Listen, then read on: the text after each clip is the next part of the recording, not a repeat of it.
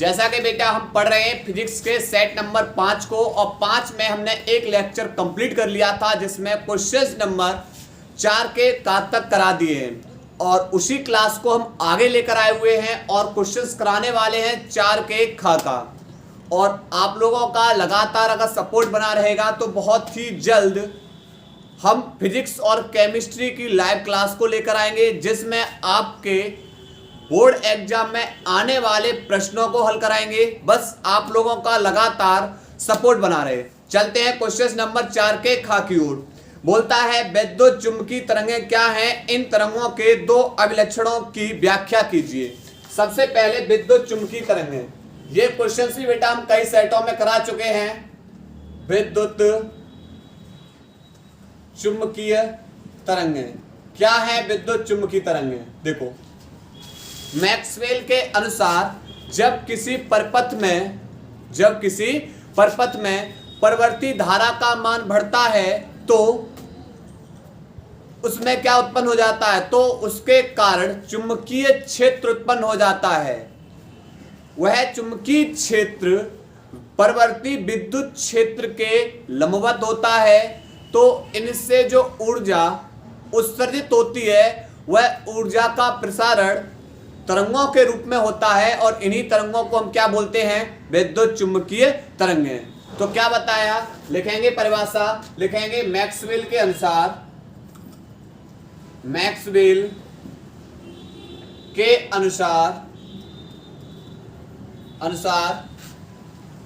जब किसी परपथ में परिवर्ती विद्युत धारा का मान बढ़ता है तो उसके कारण चुंबकीय क्षेत्र उत्पन्न हो जाता है, जो परिवर्ती वैद्युत क्षेत्र के लंबवत होता है। परिवर्ती वैद्युत क्षेत्र के कैसा होगा? लंबवत होता है। इन से ऊर्जा तरंगों के रूप में, इनसे जो ऊर्जा होगी वह इनसे ऊर्जा तरंगों के रूप में प्रसारित होती है। इनसे जो ऊर्जा उत्पन्न होगी वह किसके रूप में होगी? तरंगों के रूप में प्रसारित होती है। इन तरंगों को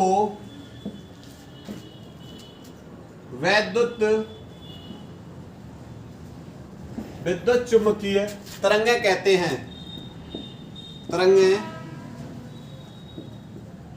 हैं। इसके बाद बेटा इसके गुण, पहला 2 गुण पूछे हैं। पहला गुण, इनका वेग प्रकाश के वेग के बराबर होता है। इन तरंगों का वेग प्रकाश के वेग के बराबर होता है। दूसरा, इन तरंगों की प्रकृति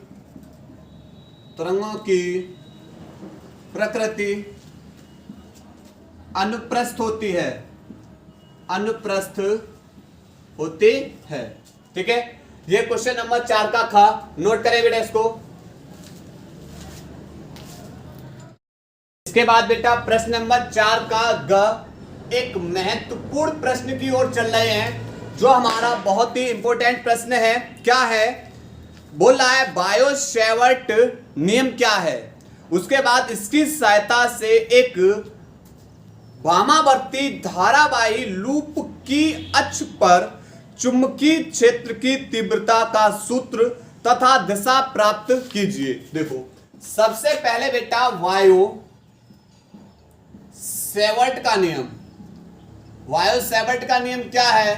वायो सेवर्ट का नियम यह बताता है कि अगर हमें अल्पांश भाग में सूक्ष्म खंड में चुंबकीय क्षेत्र को ज्ञात करना है तो उसके लिए बेटा जो सूत्र होता है वह होता है dv बराबर μ0 अपॉन 4 पाई IDL साइन थीटा बट्टे में r स्क्वायर। क्लियर? यह बेटा किसका फॉर्मूला होता है? यह फॉर्मूला होता है बायो सेवर्ट का। और बायो सेवर्ट ने क्या बताया? अगर हमें सूक्ष्म खंड में चुंबकीय क्षेत्र को ज्ञात करना है तो उसके लिए फॉर्मूला यह होता है। ठीक है, अब हमें क्या करना है? हमें बताना है धारावाही लूप के कारण धारावाही लूप के कारण लूप के अक्ष पर धारावाही लूप के अक्ष पर चुंबकीय क्षेत्र की तीव्रता बतानी है। वामावर्ती धारावाही लूप के अक्ष पर क्या बतानी है? चुंबकीय क्षेत्र की तीव्रता। देखो, मान लिया L लंबाई का एक तार है और उस L लंबाई के तार को बेटा क्या किया जाता है? मोड़कर एक वृत्ताकार लूप बनाया जाता है। मान लिया ये एक L लंबाई का तार है, इसे मोड़कर वृत्ताकार क्या बना दिया गया? लूप। वृत्ताकार क्या बना दिया गया है? लूप बना दिया गया है। और यह बेटा जो रखा हुआ है यह बोर्ड में इसके लंबवत, बोर्ड में तल के कैसा? ये लंबवत है। बोर्ड बेटा इस दिशा में है लेकिन इसको हम रखेंगे कुछ इस तरीके से। ठीक है, तो यहां पर बना रहे देखो चित्र को, यानी ये कुछ इस तरीके से रखा हुआ है ऐसे। और इसमें धारा जो बह रही है वो वामावर्त बह रही है। धारा बह रही है वो वामावर्त बह रही है, इस तरीके से धारा ऐसे बह रही है। इसके केंद्र से, मान लिया ये केंद्र है, इसके केंद्र से और यहां केंद्र से, और मान लिया कितनी दूरी पर? x दूरी पर। इसके केंद्र से x दूरी पर, केंद्र से x दूरी पर एक बिंदु P स्थित है। और इस बिंदु P पर हमें देखना है कि पहले कितनी चुंबकीय क्षेत्र की तीव्रता उत्पन्न हो रही है। इस बिंदु P पर पहले क्या ज्ञात करना है? चुंबकीय क्षेत्र की तीव्रता। केंद्र से और परत तक की दूरी बेटा ये क्या हो जाएगी? त्रिज्या r। त्रिज्या r पूरी की पूरी जो कुंडली की बेटा जो ये लंबाई है, जो परिधि है, वो परिधि L है, परिधि L। क्लियर? अब देखो यहां से, अब हमें करना क्या है? मान लिया यह जो कुंडली है यह सूक्ष्म खंडों से मिलकर बनी है। पहले यह पता कर लें कि कुंडली के सूक्ष्म खंड में कितना चुंबकीय क्षेत्र उत्पन्न हो रहा है। अगर कुंडली के सूक्ष्म खंड में पता कर लिया कितना चुंबकीय क्षेत्र उत्पन्न हो रहा है तो इसकी सहायता से हम क्या करेंगे? संपूर्ण भाग में बेटा चुंबकीय क्षेत्र का पता कर सकते हैं। सूक्ष्म खंड में चुंबकीय क्षेत्र को ज्ञात करने पर उसका क्या कर देंगे? समाकलन। और जब समाकलन कर देंगे तो हमें संपूर्ण भाग में पता लग जाएगा। तो इसके लिए बेटा एक अल्पांश हम बेटा लेंगे। यहां पर एक अल्पांश लिया बेटा ये dl, पूरी बेटा लंबाई l, इसका अल्पांश dl, और इसके कारण बिंदु P पर बेटा क्या ज्ञात करनी है? चुंबकीय क्षेत्र की तीव्रता। ये एंगल बेटा थीटा, तो ये 90 अंश के सामने वाली भुजा बेटा ये हो जाएगी कर्ण। ये बेटा क्या हो जाएगा? यह लंब, थीटा के सामने वाली भुजा लंब, तो ये वाली भुजा कौन बचेगी? आधार। तो ये वाली बेटा हम दूरी निकाल सकते हैं पाइथागोरस प्रमेय से। पाइथागोरस प्रमेय से क्या होता है? पाइथागोरस प्रमेय से कर्ण बराबर अंडर रूट में, कर्ण बराबर अंडर रूट में लंब का वर्ग, लंब बेटा कितना है? r, तो r का वर्ग प्लस आधार का वर्ग, आधार बेटा कौन है हमारा? x, तो x का वर्ग। क्लियर? तो हमें क्या करना है? यहां पर ऐसे हम बेटा बहुत सारे अल्पांश, इस कुंडली पे हम बहुत सारे अल्पांश ले सकते हैं। यहां अल्पांश लेंगे और यहां से बेटा ये वाला इसको मिला देंगे, ये अल्पांश। ये दूरी बेटा क्या हो जाएगी? एक अल्पांश dl ये ले लिया, ये दूरी बेटा, ये त्रिज्या आर होगी, ये कोण बेटा थीटा, थीटा के सामने वाली भुजा बेटा ये लंब, और 90 अंश के सामने वाली भुजा ये बेटा कर्ण, और यही बेटा निकलेगा कर्ण बराबर अंडर रूट में आर स्क्वायर प्लस में एल स्क्वायर। कर्ण बराबर अंडर रूट में आर स्क्वायर प्लस में एक्स स्क्वायर। क्यों? क्योंकि कर्ण बराबर होगा अंडर रूट में लंब का वर्ग प्लस आधार का वर्ग। तो सबसे पहले हमें बेटा क्या ज्ञात करना है, इस सूक्ष्म खंड में चुंबकीय क्षेत्र कितना है। तो वायो सेवर्ट के नियम से, वायो सेवर्ट के नियम से क्या है वायो सेवर्ट का नियम, dv बराबर mu 0/4 pi I D L sine. अब देखो थीटा कितना लेंगे, देखो इसमें बेटा जो वृत्ताकार कुंडली है इसमें धारा वामावर्त बह रही है, इस तरीके से धारा ऐसे बहेगी, धारा इस तरीके से बहेगी, वामावर्त बह रही है।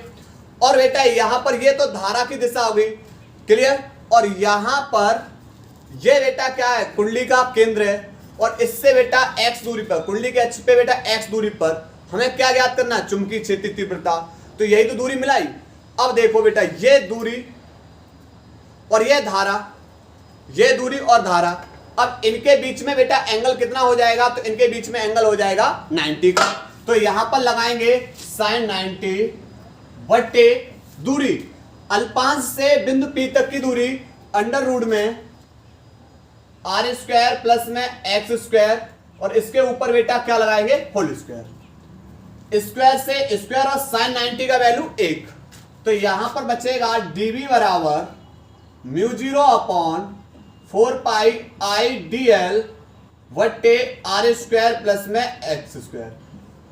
तो यहां पर कुंडली के जो अल्पांश सूक्ष्म खंड लिए हुए हैं, इन सूक्ष्म खंडों में जो चुंबकीय क्षेत्र है वह बेटा dv बराबर म्यू 0/4 पाई आईडीएल बट्टे आर स्क्वायर प्लस में एक्स स्क्वायर सूक्ष्म खंड में। लेकिन हमें ज्ञात कहां करना है, बिंदु P पर। तो बिंदु P पर देखो सबसे पहले क्या करेंगे, अंगूठा करेंगे धारा की दिशा में, अंगूठा करेंगे धारा की दिशा में। ये बेटा धारा वामावर्त बह रही है, अंगूठा करेंगे धारा की दिशा में, उंगलियां कर देंगे जिस बिंदु पे हमें चुंबकीय क्षेत्र की दिशा ज्ञात करनी है, हथेली बता देगी, जिधर हथेली की दिशा होगी उधर ही होगी चुंबकीय बल रेखाओं की दिशा।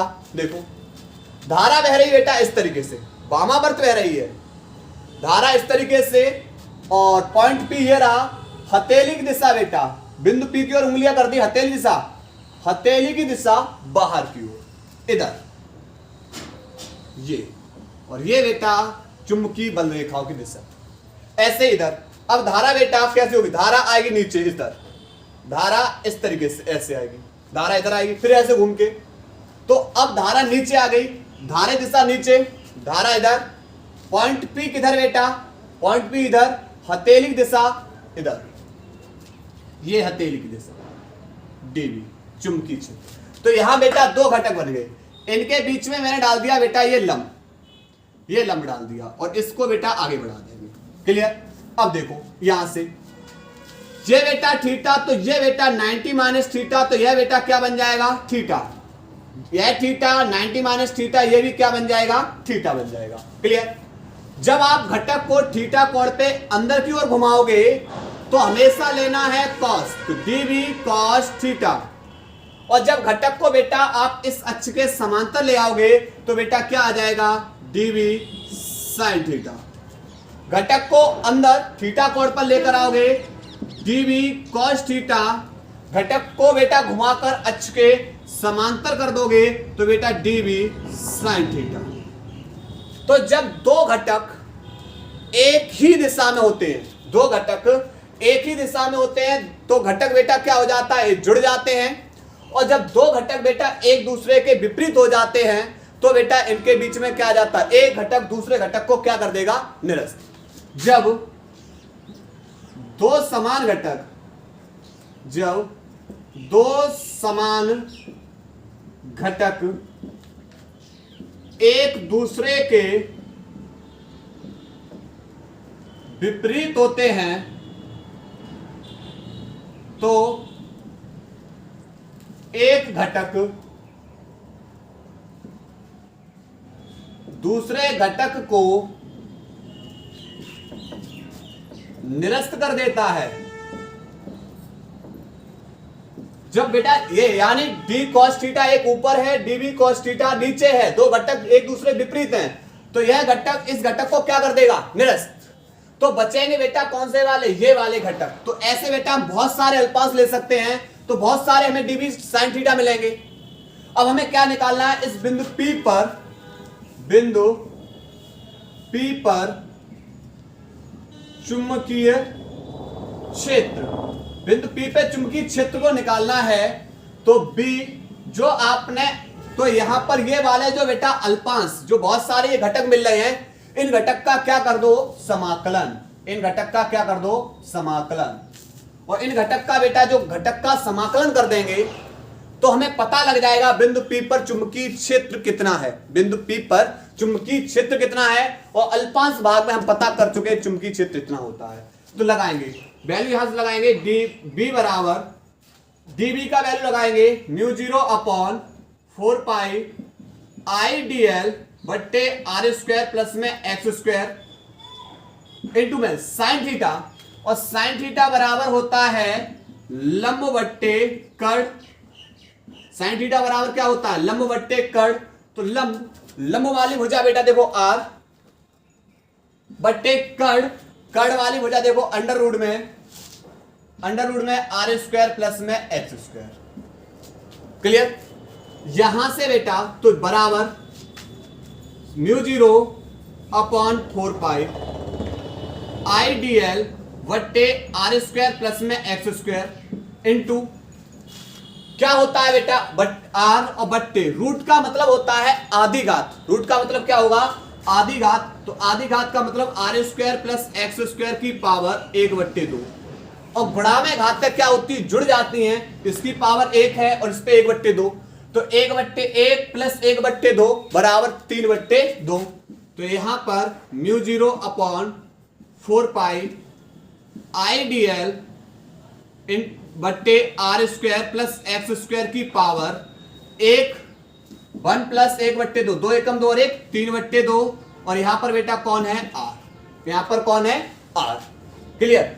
अब करना क्या है? जो कांस्टेंट होता है उसका समाकलन नहीं होता है, तो बेटा यहां से बाहर निकाल लेंगे किसको? μ0 अपॉन 4 पाई, और किसको बाहर निकाल लेंगे बेटा? यहां से निकाल लेंगे बेटा आई आर, और बट्टे में R square plus X square की पावर 3/2। समाकलन होगा किसका? डीएल का। समाकलन किसका होगा? डीएल का। क्लियर? तो यहां तक पहले नोट करिए, उसके बाद बेटा इधर का रफ करके तब आपको समझा रहे हैं।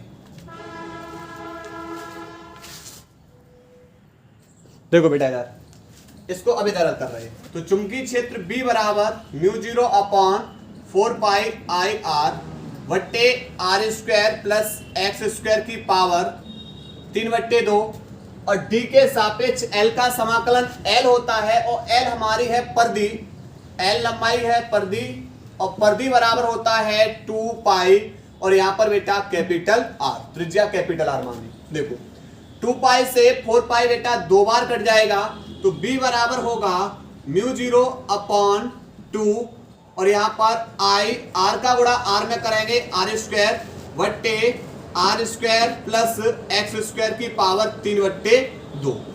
क्लियर? यहां पर ये बेटा इसका मात्रक क्या होगा? टेस्ला। बिंदु P पर चुंबकीय क्षेत्र बेटा इतना, बिंदु P पर चुंबकीय क्षेत्र इतना। अब क्या किया जाए? इस बिंदु P को कहां ले जाया जाए? बिंदु P को कुंडली के केंद्र पर, बिंदु P कहां स्थित है? कुंडली के केंद्र पर स्थित है। बिंदु P कुंडली के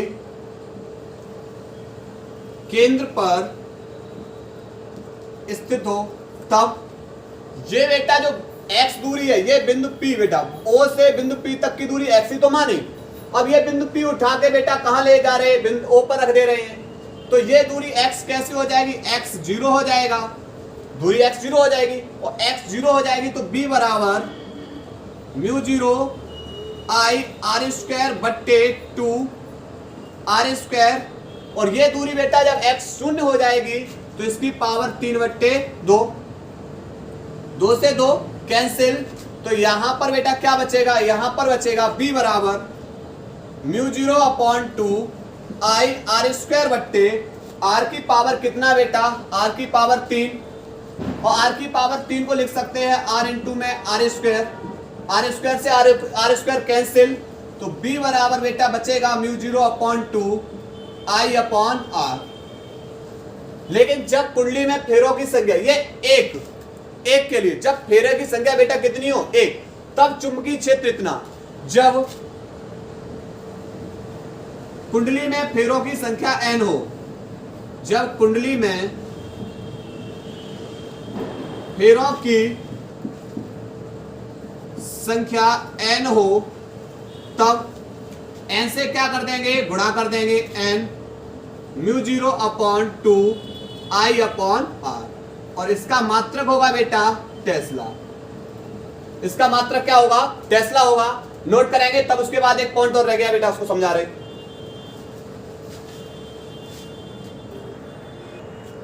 इसके बाद बेटा चुंबकीय क्षेत्र दिशा और पूछिए, तो चुंबकीय क्षेत्र की दिशा, तो चुंबकीय क्षेत्र दिशा होगी वह कुंडली के लंबवत होगी, कुंडली के लंबवत तल में नीचे की ओर होगी, कुंडली के तल के लंबवत नीचे की ओर होगी। क्लियर? तो ये बेटा क्वेश्चन नंबर 4 का ग था। नोट करेंगे बेटा इसको, कि अधिकतम गतिज ऊर्जा E के तथा आपतित प्रकाश की आवृत्ति B के बीच ग्राफ प्रदर्शित है। पहला पूछा है ज्ञात कीजिए दहली आवृत्ति। सबसे पहला पूछा है दहली आवृत्ति।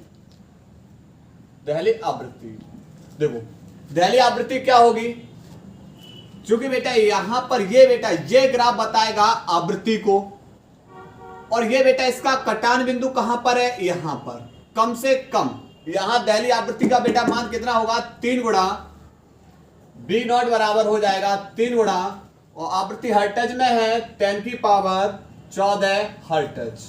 ये बेटा क्या हो जाएगी, आवृत्ति हो जाएगी। दूसरा कार्यफलन, ये मूल बिंदु से और ये बेटा जहां पर ये काट रहे हैं यहीं पर बेटा ये क्या हो जाता है, इसका कार्यफलन। और कार्यफलन बेटा कार्य बेटा कितना है, -2 पर बेटा कार्यफलन बेटा हमारा ऋणात्मक नहीं होता है, कार्य हमारा ऋणात्मक नहीं होता है। W0 पूछा हुआ है और कार्य हमारा ऋणात्मक नहीं होगा, W0 बराबर हो जाएगा 2 पर बेटा जूल में बेटा ये ग्राफ कितना है, 10 की पावर -19 के जूल। ये ग्राफ बेटा दर्शा रहा है जूल में, ठीक है। किसमें है, कार्य कितना है 2 पर, जूल में है 10 की पावर -19, ठीक है। लेकिन बेटा हमें इसे किसमें लाना है, इलेक्ट्रॉन वोल्ट में, तो भाग कर देंगे किससे, 1.6 इंटू 10 की पावर -19 से, 10 की पावर -19 से 10 की पावर -19 कैंसिल, 10 मतलब हटाओ 0 बढ़ा दो, 4 पंजे 20 और 4 चौक 16, 4 का भाग 5 में देंगे, 4 एकम 4, बचेगा कितना 1, भाग जाएगा नहीं 10 लगाएंगे 10 हो गए, 4 का भाग देंगे बेटा 5 में, 4 एकम 4, 1 भाग जाए 10 लगाओ 0, 4 दूनी 8 और 4 पंजे 20 इलेक्ट्रॉन वोल्ट, यानी 1.25 इलेक्ट्रॉन वोल्ट। क्लियर?